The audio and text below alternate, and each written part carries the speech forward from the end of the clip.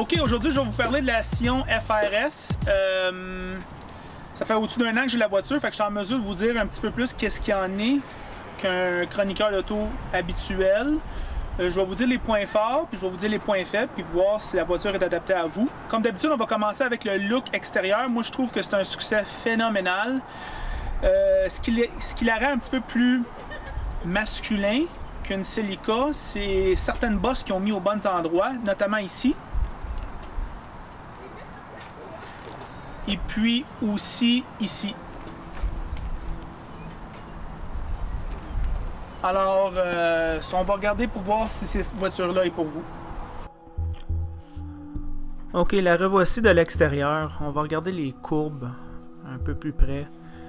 Comme je vous disais, on avait peur un peu quand la FRS est sortie qu'elle allait faire une Celica. Et c'est vraiment ces courbes-là, en arrière et en avant, qui font que la voiture a l'air vraiment plus masculin. Je veux dire, je vois quasiment juste des gars conduire cette voiture-là sur la route. Alors, encore une fois, l'en arrière est tellement belle en arrière. C'est vraiment son look. Si on regarde en avant, on dirait que c'est des griffes de lion qui pognent la route pour essayer d'avancer. C'est vraiment bien fait. Les roues 17 pouces me paraissent correctes à la tâche. Voici le moteur.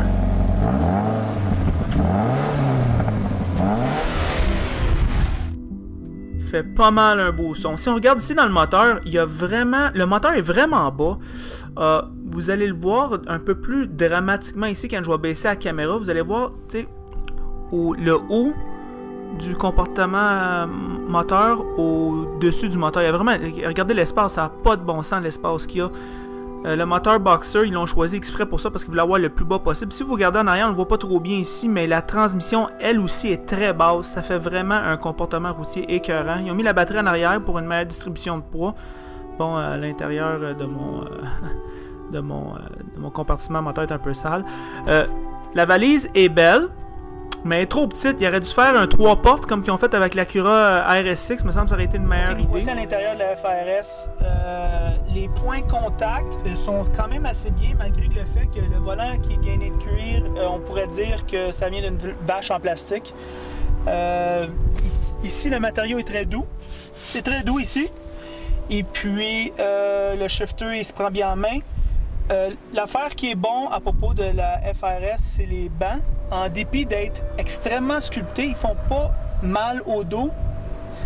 Alors, moi, je l'ai pris pendant 2 heures, puis j'avais pas mal au dos après. C'est un peu bizarre. J'ai rarement été aussi confortable dans des bancs aussi sculptés. C'est sûr que c'est le festival du plastique cheap ici et des vibrations de plastique, puis de je sais pas trop quoi. Quand on joue la musique trop fort, on entend tout vibrer. Regardons la voiture encore de l'intérieur.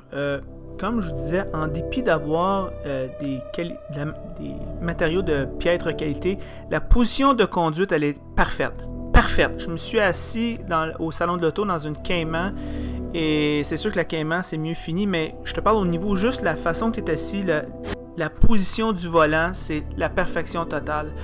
Mais on ne peut pas empêcher le fait que l'intérieur est dégueulasse, cette voiture-là. Ça m'a coûté quand même 34 000 pour ça, une voiture de même avec les taxes. Faut que tu commences à faire des intérieurs un petit peu plus qualité.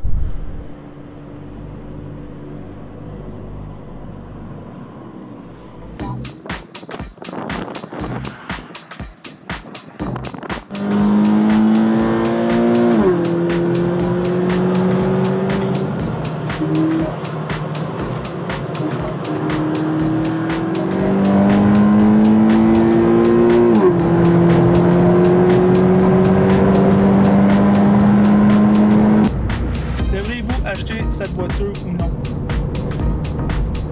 Bon, moi je dis que oui, mais par contre, si vous n'êtes pas totalement en amour avec le look de la voiture, si vous avez besoin d'une bonne voiture l'hiver avec une bonne valise et tout ça, mais que vous aimez encore clencher, moi je pense que l'Honda Civic SI c'est une meilleure voiture. Elle a un petit peu moins en dynamique de conduite, mais elle a égal ou meilleur dans tout le reste.